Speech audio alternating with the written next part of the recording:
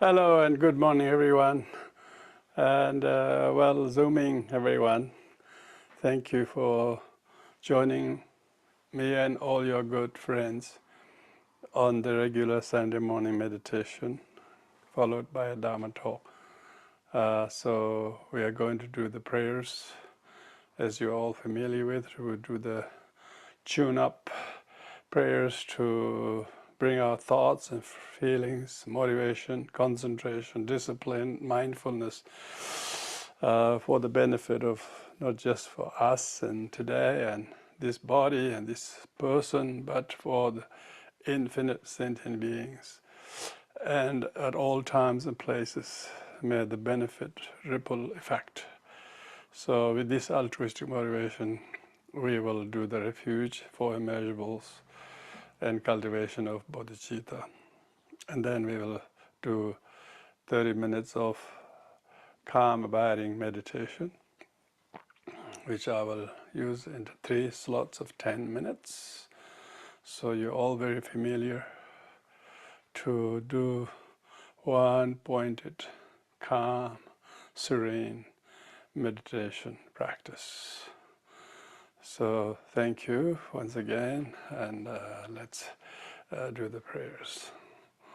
Oyenda Buddha Dhamma Sangha Aitere Vijala Dhamma Bhavacha Ajevendala Ashare Padavadruve Endabu Dhamma Sangha Aitere Vijala Dhamma Bhavacha Ajevendala Ashare Padavadruve Endabu Dhamma Sangha Aitere Vijala Dhamma Bhavacha Ajevendala Ashare Padavadruve. May all beings have happiness and cause of happiness. May they be free from suffering and a cause of suffering. May they know a path from happiness that knows no suffering. May they dwell in equanimity, free from attachment and aversion to those near and far. May all beings have happiness and cause of happiness. May they be free from suffering and the cause of suffering. May they know a path from happiness that knows no suffering. May they dwell in equanimity, free from attachment and aversion to those near and far. May all beings happiness and the cause of happiness. May they be free from suffering and the cause of suffering. May they never from the happiness that knows no suffering. May they draw equanimity, free from attachment and aversion to those near and far.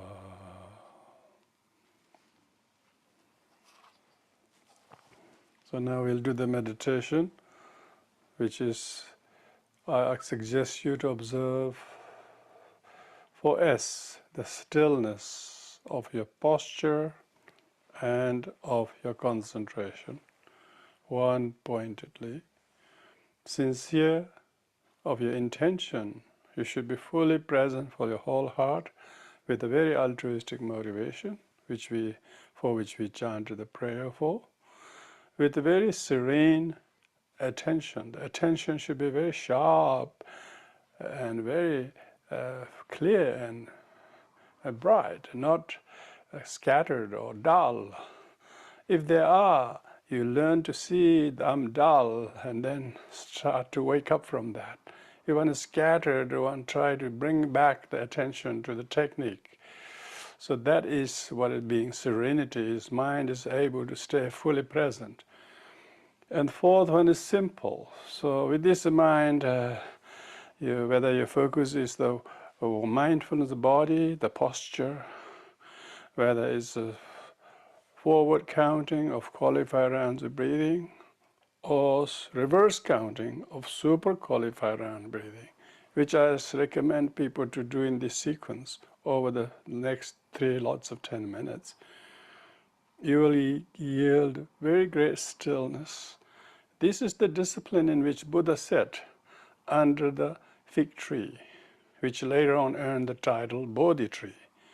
He attained enlightenment by sitting still and observing this luminous, clear mind, which when focused with one pointed attention, you will see this indescribable, clear, calm peace.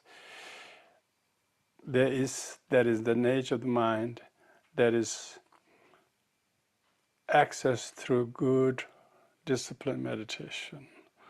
So I will use the gong to time the 3 sets of 10 minutes. So stay very disciplined, and thank you for everyone. You're doing this for the benefit of many people.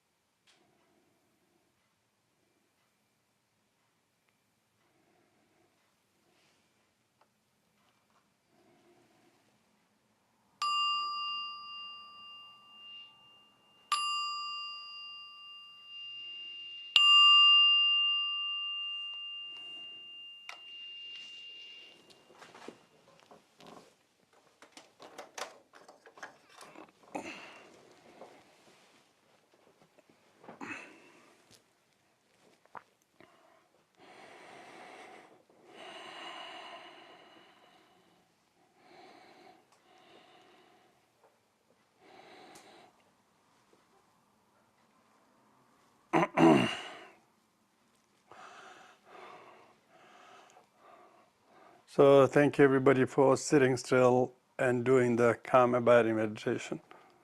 Now today's I'm going to give a talk on the significance of the Buddhist stupas. Um, since as a Buddhist you would have come across either small stupas or some very large stupas if you have traveled to very historical places, either ancient or modern. Any Buddhist establishments you would have seen stupas. So, it's very important to know the historical significance of the stupas and how many are those stupas that are historically related to the life of the Buddha, and how they came about. In Buddhism, we have the thing called triple gem: Buddha gem, Dharma gem, and Sangha gem. When Buddha was alive, Buddha represented all three of them.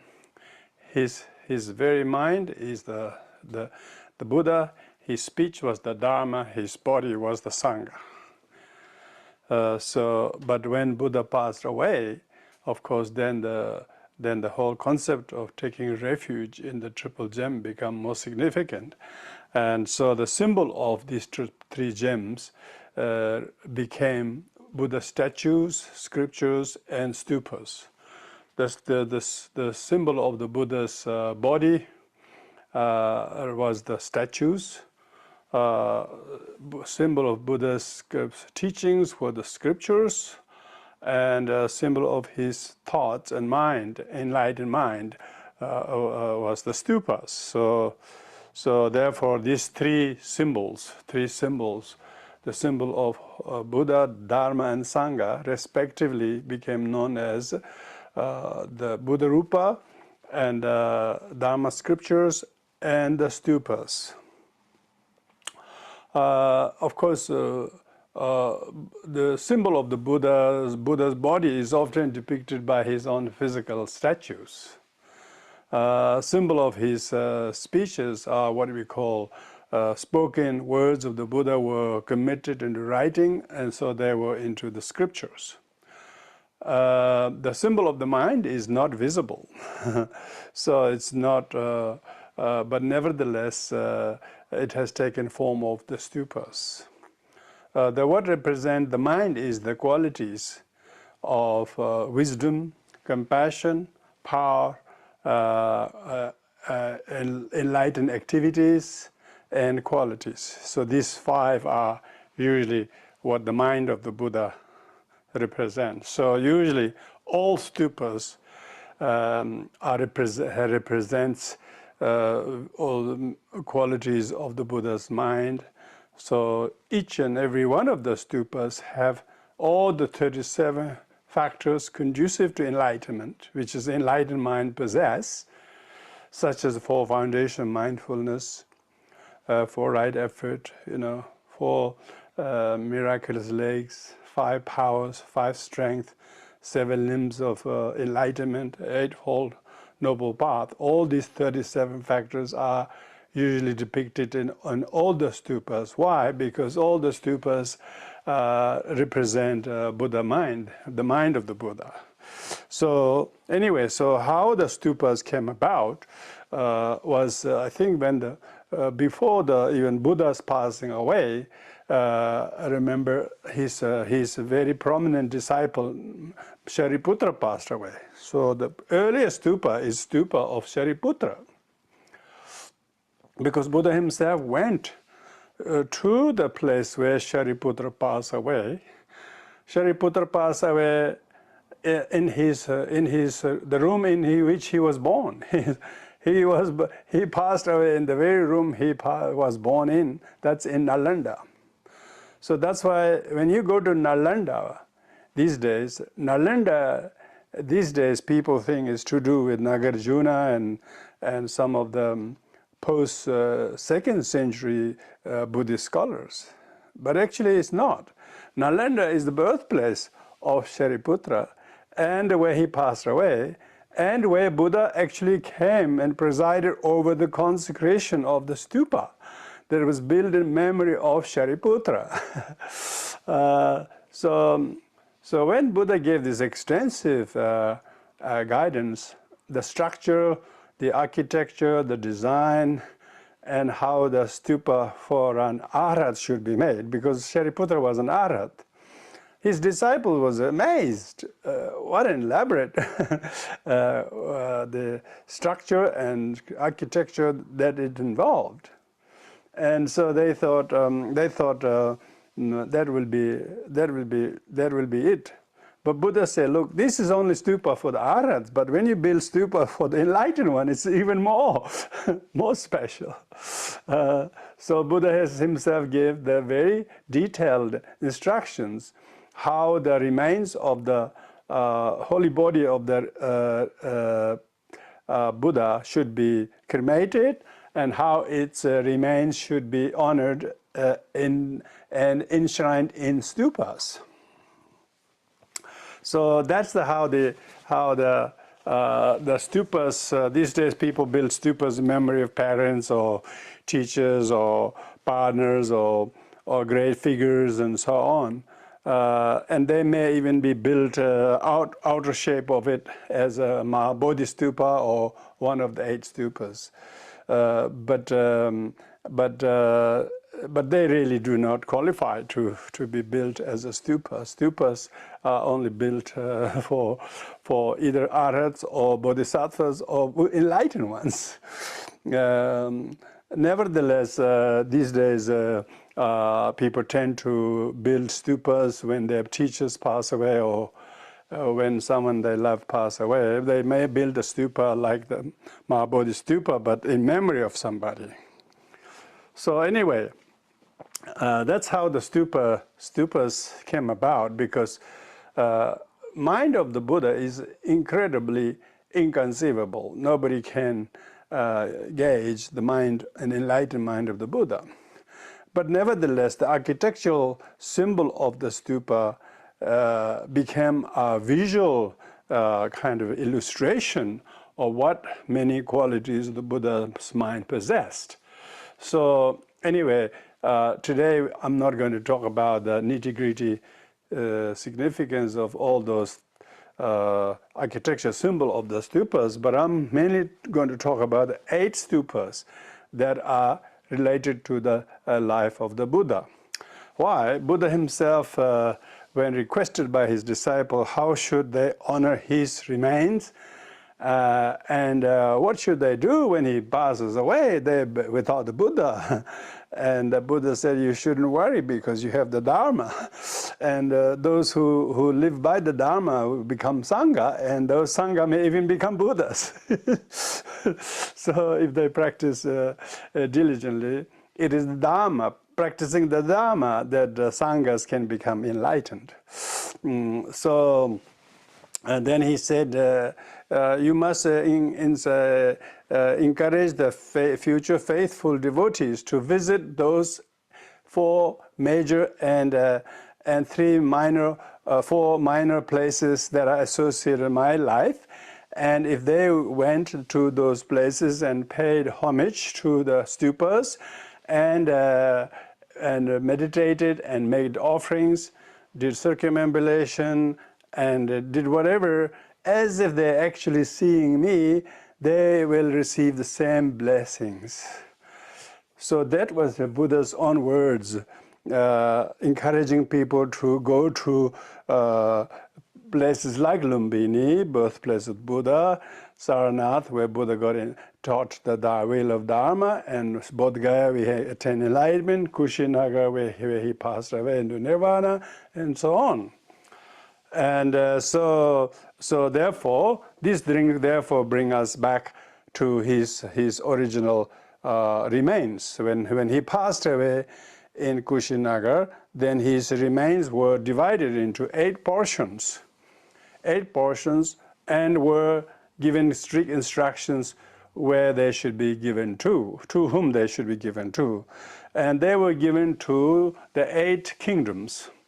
to which the Buddha's life was very much related to, including the Kushinagar, to which he did not have any connection except he passed away. So in any case, his remains were divided into 8 portions, and without any major conflict. And then strict instructions were given to build specific stupas at those 8 sites. So I'm going to introduce you the 8 sites, 8 stupas, and their names, and the people who were associated with each of the stupas. This is a very important historical knowledge of how the stupas originate. These days you see stupas say, you will see big stupas in the Buddhist world or ancient Buddhist world, such as in India, Sanchi, and Mahabodhi Stupa in Bodh Gaya, and as well as a number of other places. And in Nepal, you see the big Bodhanath Stupa, and in Burma, you see the Shwedagon Stupa. In Thailand, you see the Emerald Buddha Temple, and Indonesia, you see Borobudur, and in Cambodia, you see Angkor Wat, and so on. There are so many places, there are so many big stupas. They were built after they were inspired by hearing about the 8 stupas. So the 8 stupas are, the first one is called Lotus Heap Stupa. The Lotus Heap Stupa is associated with the birthplace of the Buddha. Why? Because when Buddha was born in Lumbini, he walked 7 steps towards each of the 4 directions, and each time he put his feet on the ground, there blossomed a miraculous lotus flower.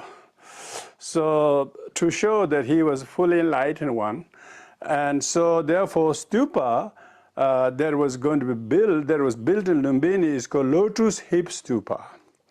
All the stupas have one are identical except immediately under the vase. Above the throne, under the vase, the particular shape of the stupa or the shape of the vase are different to indicate the historical significance of the stupa. But interior of the stupa and outer significance of the 37 factors of enlightenment and so on are all identical. So all the stupas, usually you couldn't tell much difference if you didn't look for the middle portion of the stupa. So the Lumbini stupa is called the Lotus Heap Stupa. That is situated in Lumbini. It was situated in Lumbini. And because this was relics given to King Shuddhodana, Buddha's parental home. And therefore, in order to commemorate Buddha's birth, King Shuddhodana and his family built the Lotus Heaps Stupa. And when the archaeologists excavated various ruins or ancient kind of structures, and from the underground in Lumbini, they actually discovered a structure that actually seems like a heap of lotuses. So they usually have at least seven stacks of lotus flowers on top of the main structure of the stupa. And then on top of that, they have the vase. Then on top of the vase, they have the harmika, and then the 13 what we call 13 cylinders, discs. Each of them represent different stages of enlightenment. And then on top of that, you have the the crescent moon and sun and so on. Whereas the base is exactly the same. It has the foundation that represent the 4 foundation mindfulness, 4 right effort, and 4 miraculous legs. All of those features of the 37 factors are depicted in every stupa. So anyway, so first stupa is therefore called Lotus Hip Stupa in Lumbini to commemorate his birth, built by King Shuddhodana. So that's the first one. The second one is very famous stupa. It's called Mahabodhi Stupa. The Mahabodhi Stupa is the stupa that actually is associated with his attainment of enlightenment. That's under the Bodhi tree, where he sat motionless under the fig tree, where he attained enlightenment. So in order to commemorate the enlightenment and the location where Buddha achieved this, the stupa was built by Chunda. Chunda and those devotees in the ancient, near ancient city Magadha, but in the town, in the place, in the middle of the forest called in Gaya. These days we go Gaya, but actually it's called Bodhi Gaya. So the name came from the stupa. So Mahabodhi Stupa, the towering stupa that you see even today in Bodhi Gaya, is the Mahabodhi Stupa. And that is where Buddha actually sat and attained enlightenment. Some people think that is the place he also said 6 years, but it's not. The 6 years where he did retreat is a couple of miles east of there, but the actual location where he attained enlightenment is not exact location where he sat 6 years motionless. He apparently felt very weak and hungry after 6 years of asceticism, and then walked and discovered that he should now go to sit where all the Buddhas attain enlightenment. That's called diamond seat. So Mahabodhi Stupa has a particular design, and it's most common stupas, Mahabodhi stupas. So that's the second one. A third one is called multi-door stupa. The multi-door stupa is associated with the Varanasi. The Varanasi is the place where Buddha turned the wheel of Dharma. The multi-door stupa means that the lower part of the stupa's architecture design has many doors. On each of the 4 sides of the stupa, you see many doors.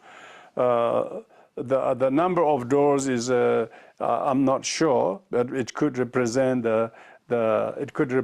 as many as 16 on each side, representing the 4 sets of the 4 noble truths, how our arhats attained the different stages of realizing the 4 noble truths as a stream enterer, non-returner, one's returner, and a full arhathood. So there is what we call arhathood goes through stages of entering, abiding, entering, abiding, entering. But there are 4 sets of those entering and abiding to the 4 stages of arhathood. So the reason was when the Buddha taught turn the wheel of Dharma, people like Kaudinya and Aswajit and Mahanama and the 5 mendicants, they all attained those arhathood on different, I suppose, slightly in different time frame among the 5. So whoever gets to hear the teachings sees the truth. So they find different doors. This multi-door means that they all gain entry into the door of enlightenment. So therefore, you will see the small windows. If the stupas are very large, you can see significant enough as a door. But if stupa is very small, you might think, oh, there are small windows. So anyway, so that's called Tashi Gomang. It's called auspicious multi-door stupa. The auspicious multi-door stupa is supposedly the present stupa in Varanasi called Dhammik stupa. They call it Dhammik stupa, which is a remain of the past stupa. So ancient sort of remains of the Indian stupas have not preserved any of the architecture features of these very descriptive Tibetan Buddhist depiction of the 8 stupas. Not only they have different names, but they even actually have the description of each of the architectural symbols. So the multi-door, auspicious multi-door stupa is related to Varanasi, where Buddha turned the wheel of Dharma to the 5 mendicants. Where he turned the wheel of Dharma, and it was built by the sponsorship of the king Brahmadatta. So that is why you see how so many people go to Varanasi, because when you go to Sarnath, which is the outskirts of Varanasi, on the northern outskirts of Varanasi, you will see the giant ruin of Dhammik stupa. I don't know how much of the original stupa is preserved, but you can see the people over the last 200 years try to embellish the ruins as much as possible, what may have been look-alike as the original stupa. I don't know who has any records of it, but they still, you can't really tell where are the doors. It's not square. But anyway, the Dhammik stupa is from which modern archaeologists discover many Buddha relics. So that's the third stupa, okay? The fourth stupa is stupa of miracles. Stupa of miracle is related to Shravasti. The Shravasti is where Buddha spent the longest number of years. He spent 25 rainy season retreat. Actually, that should be just more blessed because he spent 25 rainy season retreats. Whereas in Varanasi, Buddha may not have spent even 2. So I don't know why some places, is it because the event itself or the duration with that he spent? If you look at the duration where he spent, and number of teachings Buddha gave, the Shravasti features the top. So the stupa that is associated with the Shravasti is called miraculous, stupa of miracles, where Buddha showed miracles in order to conquer his 6 rivals. There were 6 very rivals to the Buddha who are religious heads of different traditions. They tried to compete the Buddha in many ways, but King Prasenajit and other Indian kings requested the Buddha to show miracles in order to overcome the rivals' challenges, and also to instill faith among the devotees, because most devotees tend to follow whoever can show some spectacles, fireworks, rather than inner fireworks, you know. So Buddha had to show miracles for 15 days in Shravasti at the request of the king Prasenajit and others. So that's why the stupa of miracles is related with the Shravasti. But if you go to Shravasti, there is no sign of stupa of miracles. But there is what is called the famous Jetavana Grove, in which Buddha lived and taught. And within a couple of miles around it, you will see the stupa of Angulimala and stupa of other disciples of the Buddha. So huge stupa of Angulimala, because Shravasti is where Buddha definitely showed many miracles. Many miracles were the teachings. The teachings that transform people, murderers into saints, and that's more miraculous than turning toothbrush into lotus or something like that. It's like a maybe a magical trick. But being able to teach the Dharma to turn a violent, aggressive mass murderer into a saint. So Shravasti actually has a huge Angulimala stupa remnants today. Anyway, that actual stupa itself was never located in there. Anyway, so that's the fourth stupa. Then the fifth stupa is the stupa of descent from the heaven. Stupa of descent from heaven is related to the Buddha after spending first couple of years of rainy season retreat in Shravasti, realized his mother who died as soon as he was born, only a week after he was born, was reborn in the heaven of 33 Ram gods in the desire realm. So he had promised her that he will visit and give her teachings.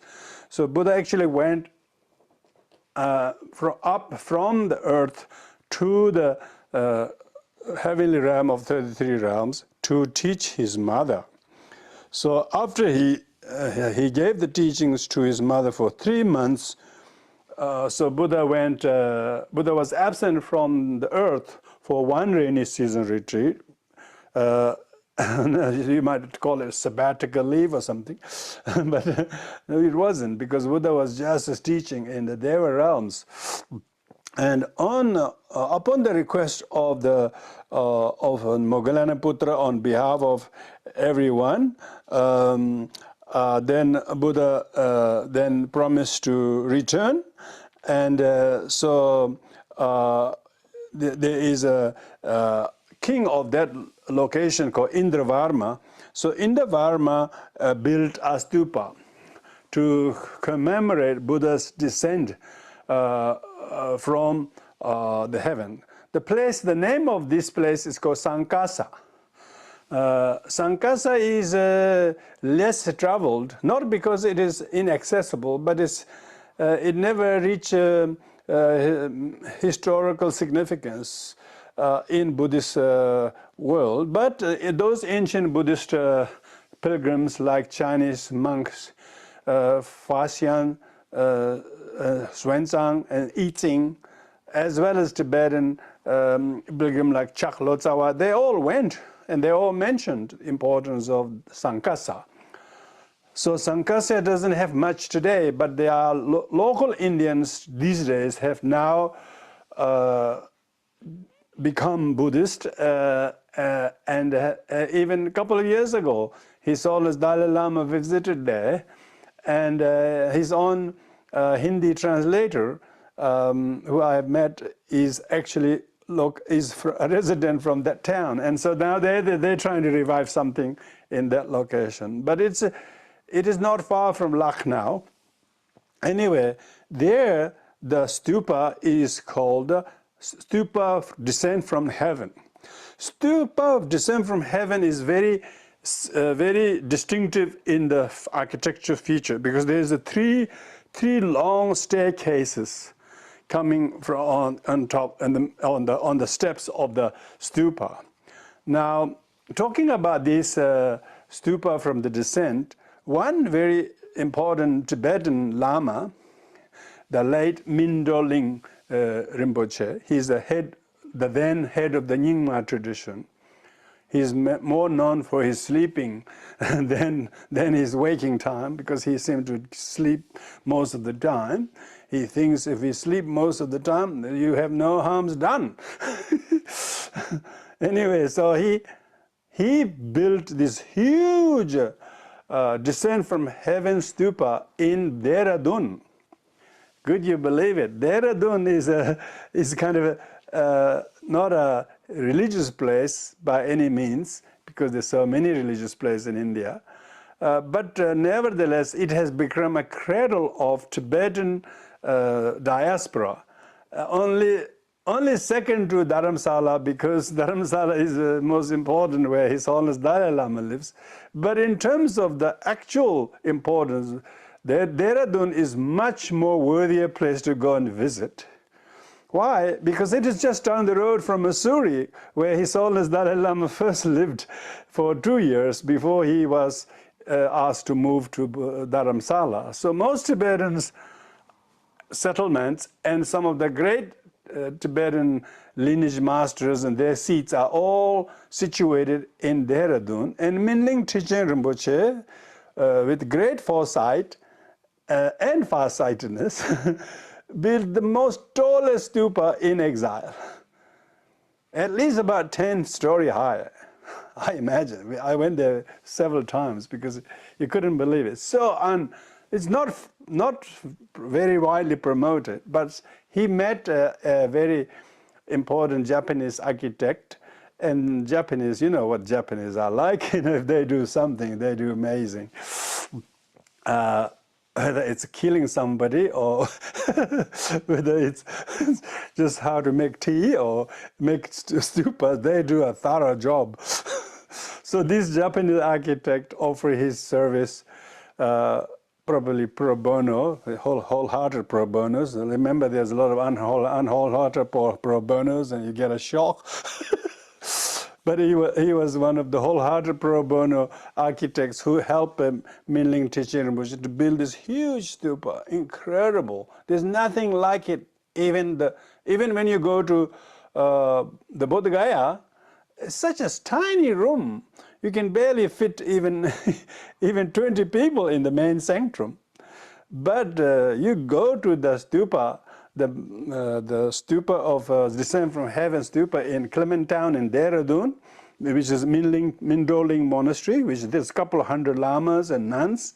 Mindoling has his daughter who is a nun. Maybe you have seen her name. She teaches quite well in English. She's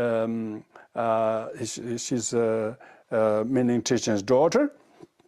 Because remember, most of the heads and the prominent teachers of the Nyingma lineage are householders. And they're really good, productive householders. Not only they themselves are practitioners, their wives practitioners, the children's practitioners. So the Nyingmas have got huge procreation happening. And even the father passes away, his daughter, his son, they all become great practitioners. So Minling Trichin has produced a beautiful stupa.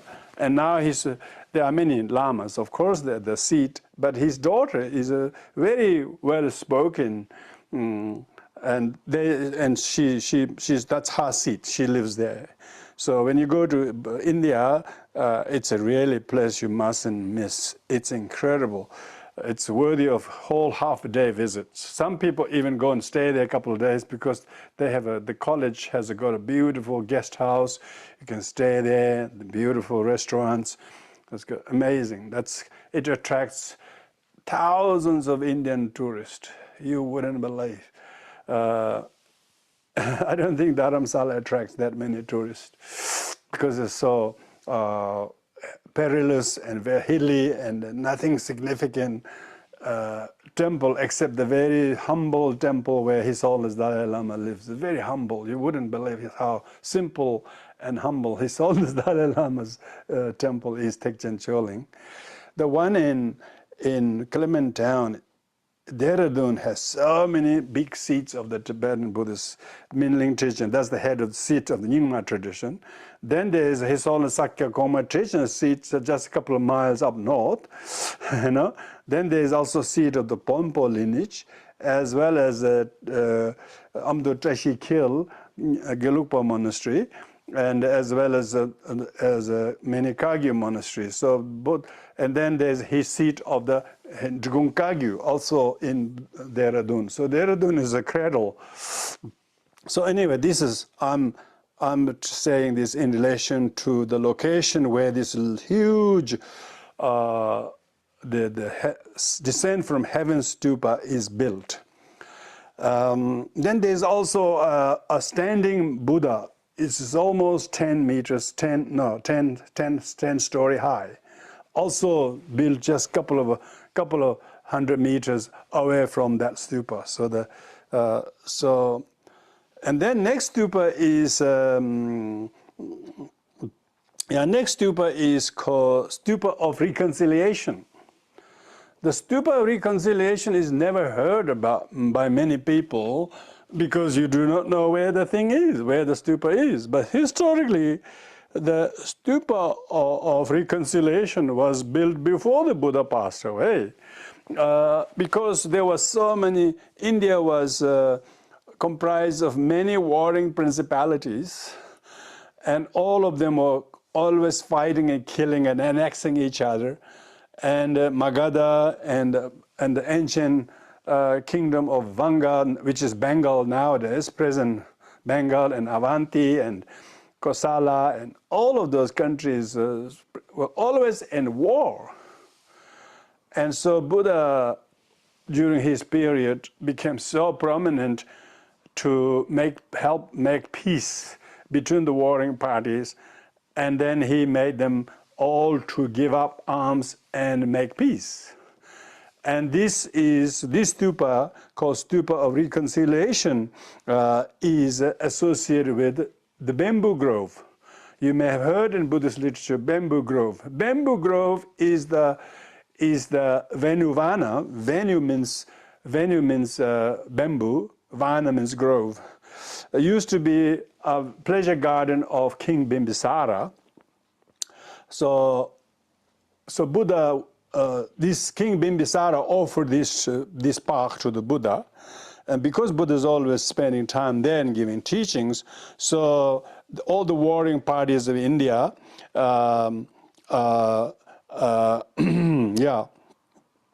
came together and reconciled their conflict and made peace. And so it was built by four very kind of powerful tribe leaders, who made the peace pact between the warring parties of ancient Bengal and Magadha and Kosala and Lichavis. All those warring parties built a stupa called Stupa of Reconciliation. So that is a very significant, because peace stupa should be stupa of reconciliation. Of course, Mahabodhi stupa will do, but so that's associated with the Rajgir, because the place called the Bamboo Grove is within the vicinity of Rajgir, which is not far from Vulture's Peak. Yeah. There, of course, these days when you go to Rajgir, you only go to the Vulture's Peak, which is a very empty slab, top of hill slab. There's nothing there. Some small caves, and that's it. And then on the adjacent hill top, the Japanese teacher Fuji, Venerable Fuji, built a huge world peace pagoda. I think he must have, of course, he being a great Buddhist scholar and also a saint, I have met him, by the way, built some 40 over such world peace stupas around the world. And he built about half a dozen in India and Nepal. And one of the first one to be built in India was in Rajgir. He must have built it because he built the world peace stupa, which is peace stupa is a reconciliation stupa, isn't it? So when you go to the hilltop or where the peace stupa is, it's a huge stupa. You can go there, take a cable car and go on top. But this was built in 1950s, maybe completed in late 60s, I don't know. But when you go there, they say the Indian president of the day even came for the inauguration, because it was a couple of years after India got independence, and Japan had enough of the war, and this Japanese monk made a huge, incredible commitment to make world peace stupas around the world. He built stupas, and he built the stupa in Rajgir. So I would like to commend and like to think that he definitely built in memory of the stupa of reconciliation of Rajgir. Even though it's associated with the bamboo grove, which is on the valley, under the valley, but he went up and built the stupa on top of one of the high summits of the highest mountain around the area. Those days, due to the earliness of his vision, and he was able to get, he didn't receive any opposition for anyone, but these days I bet you will not get any permission to build such stupas on any hill top, due to environmental or whatever things. So good on him, Venerable Fuji Guru, because he has built a real stupa of peace in none other than in Rajgir, because Rajgir is the where all the fightings and killings took place. It is where the Bimbisara was killed in prison by his own son Raja Ajatasattu. So it was a really place of bloodbath, you know. So these days you see the ruins everywhere, and then why they have to build the stupa of peace, reconciliation. So that's in Rajgir. Okay, stupa of reconciliation is associated with the Rajgir, and then the seventh stupa is called stupa of victory. This stupa of victory is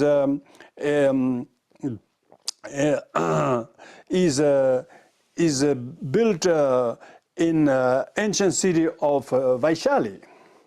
The Vaishali is the significant place, historical place, where Buddha actually announced that he will pass away in 3 months. It is also the place where he ordained women in the ordination, and also it is there he did a special retreat. It's called Victory Stupa, because in order to, these days most people build the Stupa of Victory, Namgyalma, associated with the goddess Ushnisha Vijaya. And when they build a stupa for long life of teachers and so on, they usually build the Stupa of Victory, because it was Buddha himself had many and of course, some people will argue that the place that Buddha should have, the stupa of the victory is built, is where Buddha conquered all the Maras. So where is the place he didn't conquer Maras? There's not a single space that is not covered. So anyway, that stupa of victory is built by Litsavis, Litsavi kings. Litsavi is ancient citizens of Vaishali. And these days when you go to Vaishali, the most significant stupa there is the stupa of Ananda. You can see the remnants of Ananda stupa, but you don't see the stupa of victory. But all the ancient Indian stupas were dismantled by none other than King Ashoka, and he took all the relics from all the 8 main stupas, and then he redistributed the relics to build, 4 million stupas around his under his domain. This is not just Indian subcontinent. This goes as far as Kathmandu. You will see the ancient Ashoka pillars and stupas everywhere, and that went as far as Sri Lanka, as well as Pakistan, Gandhara, and Central Asia, and everywhere where the King Ashoka's influence spread. So I'm sure he didn't spare any of those 8 stupas. He would have taken the relics from all of them, so that more stupas could be built out of the original relics. Even the very famous truth relic in Kandy in Sri Lanka, or or some other bone relics in Kathmandu, or the relic stupa in Varanasi, or wherever, or the recent small relic that Sri Lankan monks came and offered to His Holiness Dalai Lama, all of these would have all come from those 8 stupas, unearthed from the 8 stupas, such as the Victory Stupa of Vaishali, built by the Litsavi people. This is to commemorate his victory over his rivals. And the last but not least of the 8 stupa is a Mahaparinirvana stupa. The Mahaparinirvana stupa has a very unique shape, unique shape of the vast part of the stupa is like a bell. But if you do any Google research about the stupas, they will all give you the actual design and description. So the Mahaparinirvana stupa was built in Kushinagar. Kushinagar is not a place where Buddha spent a lot of time except to pass away. And there King Ajatashatru, who previously was one of the Buddha's rival under the negative influence of Devadatta, but later on he completely remorsefully confessed his committing very heinous deeds of killing his father and causing schism in the Sangha and so on. King Ajatashatru then became the first sponsor of the first Buddhist council after Buddha passed away. And that's largely true with Buddha's passing away. So he became very prominent in influencing the construction of the Mahaparinirvana stupa in none other than Kushinagar. So you can see in Kushinagar there's a huge remnants of ancient stupa. Rather look like the same in Varanasi. And they actually excavated, and they discovered even more relics from that in the 1800s. So Ashoka did not remove all the relics from the stupas. He kept some of the relics in the stupas and then renovated them. And so when they archaeology, scientific exploration of the authenticity of these places, they discovered relics. They also discovered relics from from Vaishali, and it is now kept in Patna Museum. And when I was there last December, they said that very relic will now be put inside an actual stupa that they will be built in Vaishali. In any way, so the relics has these relics are the mind, infinite mind of the Buddhas, and all the relics tend to increase them. The relics are many types of relics. There are bone relics, there are heart relics, there's the tongue relics, there is eye relics, and various his holy remains of the body. And bone relics are a little bit more significantly long-lasting because they are bones, I don't know how long the tongue relics will last. I don't know, liver or lung or blood. Anyway, so what we're talking about is that these are the original 8 stupas that are all built to commemorate the enlightened activities, qualities of the Buddha enlightened mind, whose enlightenment and whose teachings have then proliferated around the world. Wherever there are Buddhists, there are probably some Buddhist countries, there are more stupas than Buddhists. There are no Buddhists, but there are stupas. There are no Buddhists anymore, but there are remnants of ancient Buddhist stupas. like go to Borobudur, you know. You go to Indonesia, there's not many Buddhists. If there are some, I wouldn't be surprised, because they seem to be more Hindu than Buddhist. But there are incredible number of Buddhist stupas.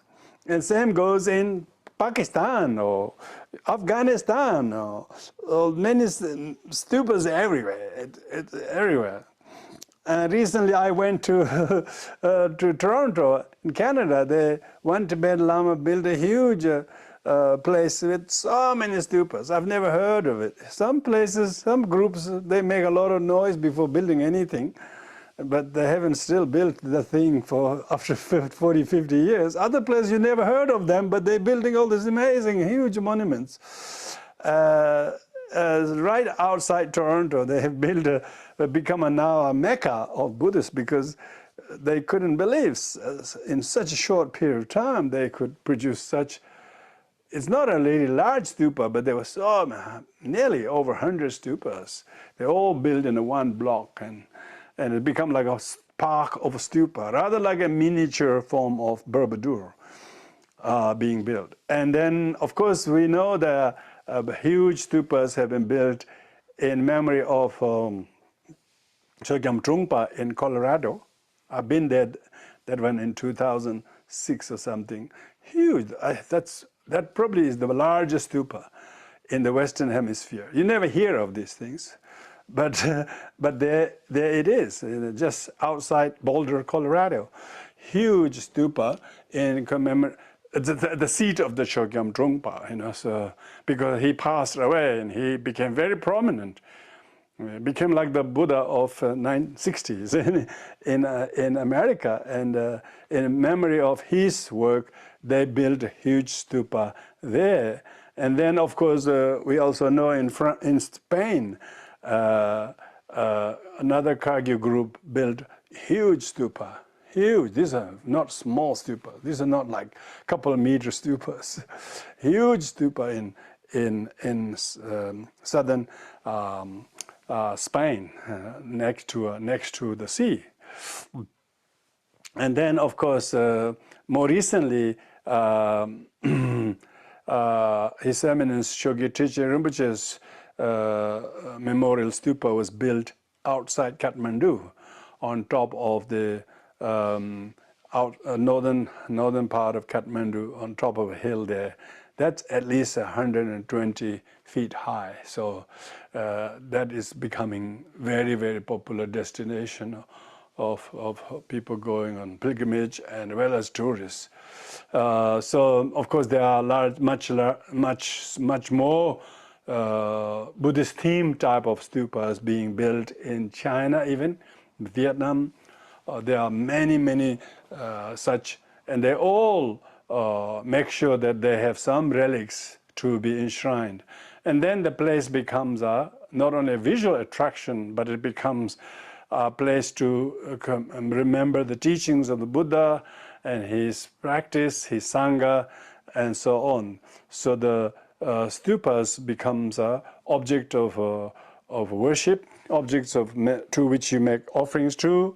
People offer whitewash of the stupa, painting of the stupa, and repair of the stupa, and light offering to the stupa, make circumambulation around the stupa, and repairing the pavements around the stupa where people are circumambulating or doing prostration. So however small the stupas are, like the big stupa in Bodhanath in Kathmandu, was not built by a kind of wealthy Buddhist family or a royal family, but built by a very, very, very unassuming royal poultry woman who looked after the royal chicken. She looked after the royal chicken of Kathmandu Valley, and she didn't claim her wages for many years, and King was surprised that she wasn't taking the wages, but she said, please, one day when I need it, I'll claim, but I don't need it at the moment. So one day she claimed, and then she got a piece of land as a part of her many years of wage, and there she built that incredible stupa called Bodhnath Stupa, you know.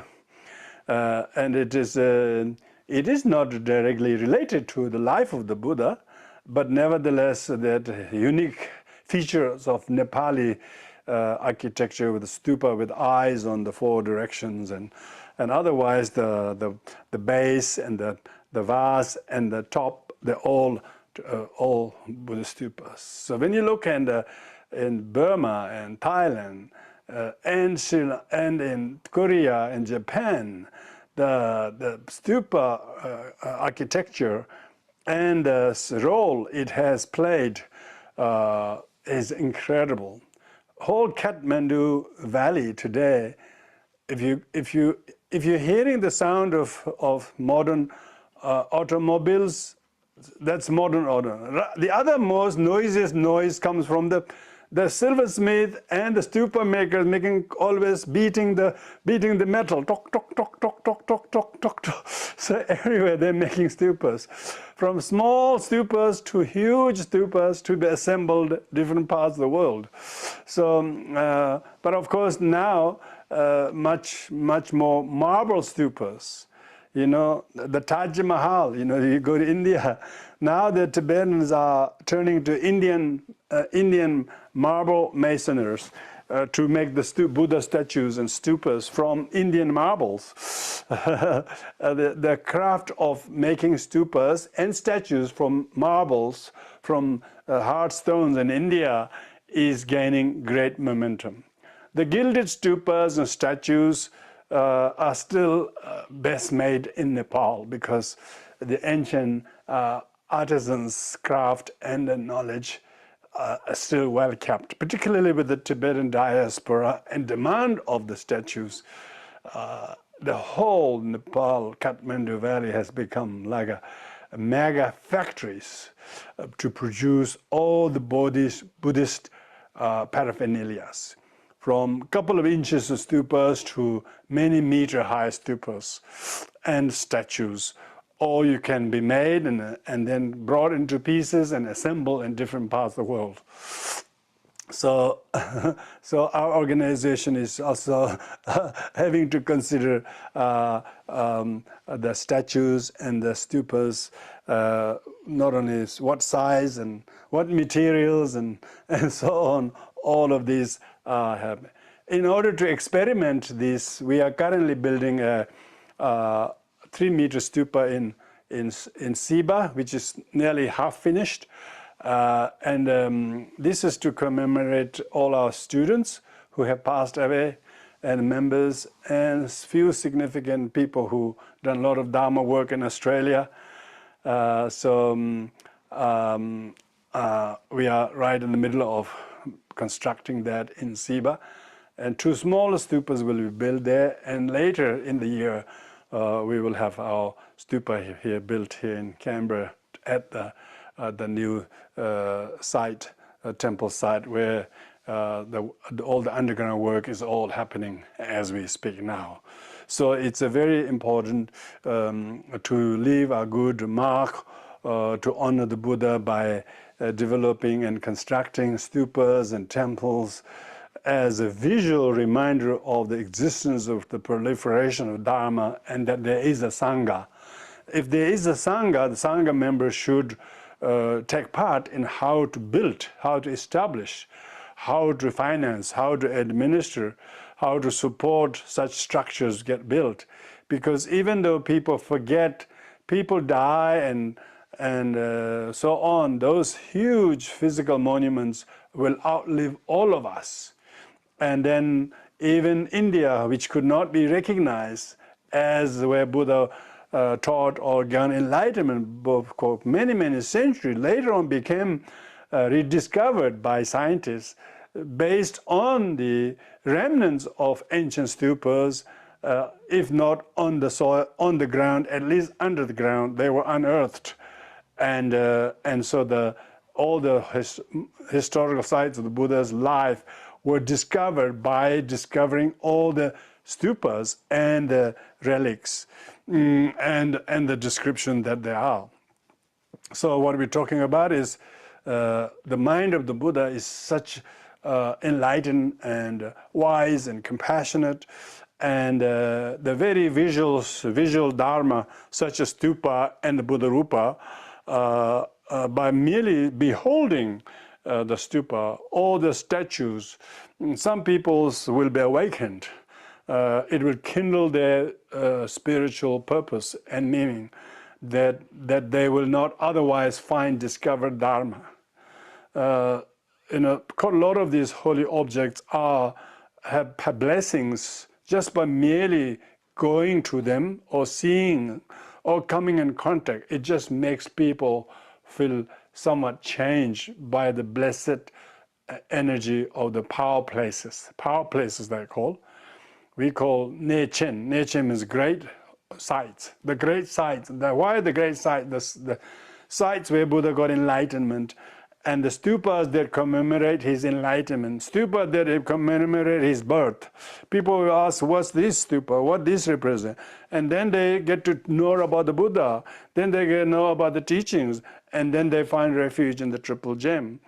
And so therefore they are very, very important visual reminders or symbols for people to discover Dharma. Even Tibetan Buddhist small prayer books have these three. The book itself is the Dharma, and the front page has got the Buddha statue, Buddha's picture of a Buddha or one of the Dhyani Buddhas, and on the last page there is a stupa. So they always have the Triple Gem represented in the book. The book itself, the scripture, and the front cover has the Buddha image or drawing of it, and the last page always has a stupa. And they always open, before they open the book and read it, they put on the head, or even they finish the text, they put on the head to believe, enliven their faith and devotion by learning to pay homage to the holy symbols of the Buddha's body, the statues, consecrated statues, scriptures, the texts, and the mind, the holy stupas. And also, I would like to conclude by saying these days, to symbolize the importance of this, whenever a teacher is about to give a teaching or a long life is made, mandala is offered, they usually give him a mandala followed by a statue and the book and the stupa. You can see that these three are given, and the teacher touches that to his forehead and throat and heart, and then puts them there. So usually a mandala offering followed by the statue, asking him to live long as an immortal Buddha, and giving him the book, asking him to continue to give teachings. So we should always ask to teach. The teachers cannot teach unless they are requested. Teachers only teach when they are requested to teach, be that the topic or the whatever case might be. And then the stupa is given, asking him to remain in meditation on loving kindness and compassion and a right view. So that's why the Buddha statue, the scriptures, and the stupa are direct reminders of the three precious gems. So that's why these days you can actually buy all the 8 sets of the stupas. They come as small as couple of 3-4 inches, as tall as maybe 1 meter high. So they produce them in huge numbers, and of course those who cannot. Some big monastery, they always have a special place where they have all the 8 stupas built on the side of the road or somewhere, all the 8 stupas. Others have at least 1 stupa there. So it starts like that. And some places they built 1 stupa in memory of every other teacher who passed away. So basically, if you go to Tibet and Potala Palace looks beautiful building from outside, but inside is a mausoleum. All the 3-story, 4-story, 6-story buildings are all filled by the mausoleum of every Dalai Lama. And what they are stupas. They are stupas in which most of them has embalmed body of the late Dalai Lama.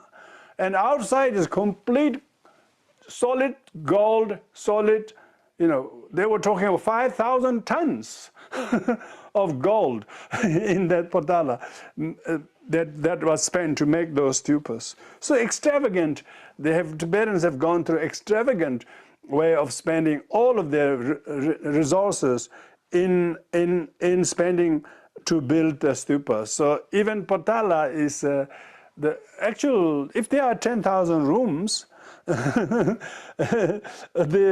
are at least a couple hundred rooms that's all filled by stupas and statues.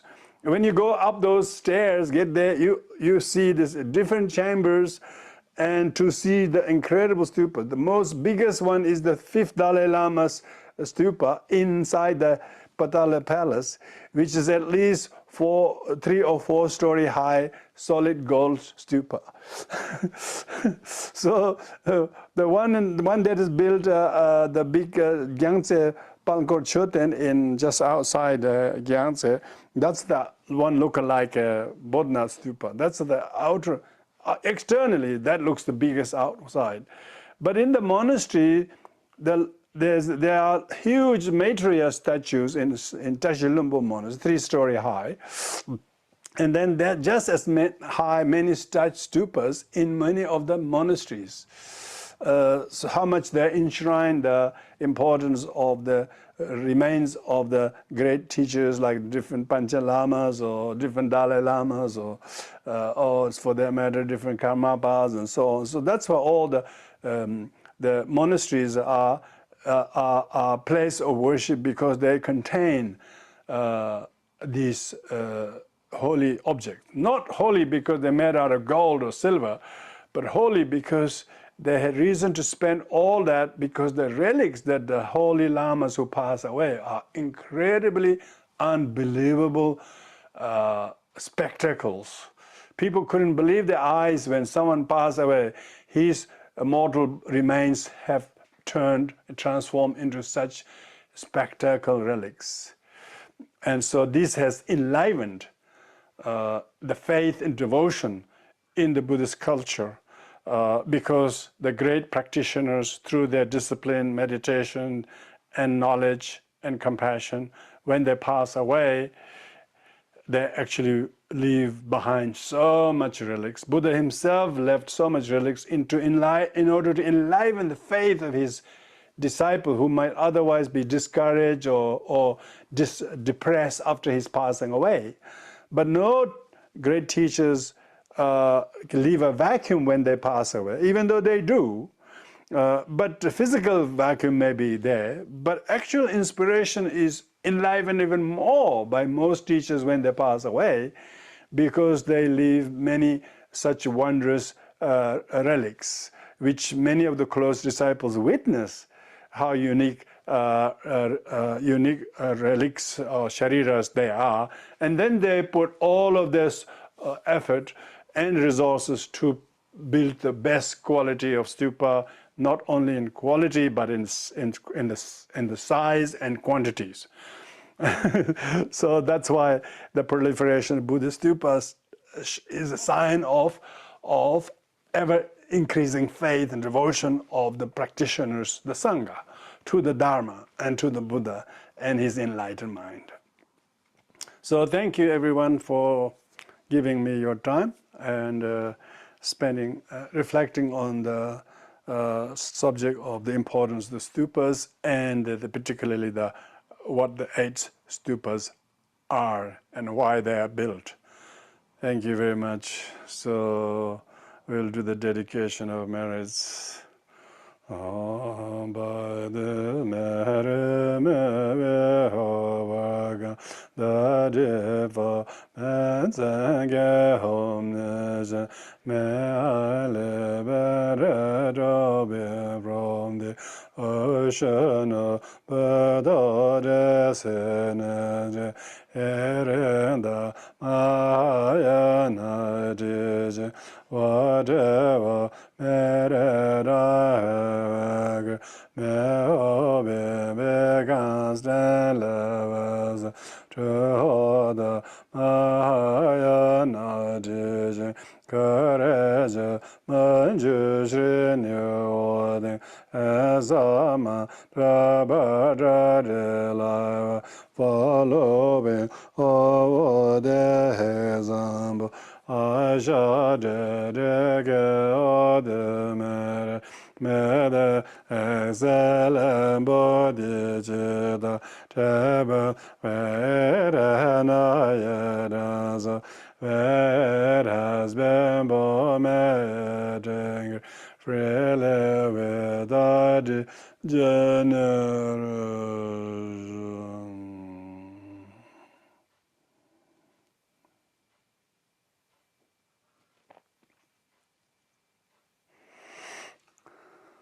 Thank you, everyone. Thank you, Rinpoche. Thank you. Bye-bye. Thank you.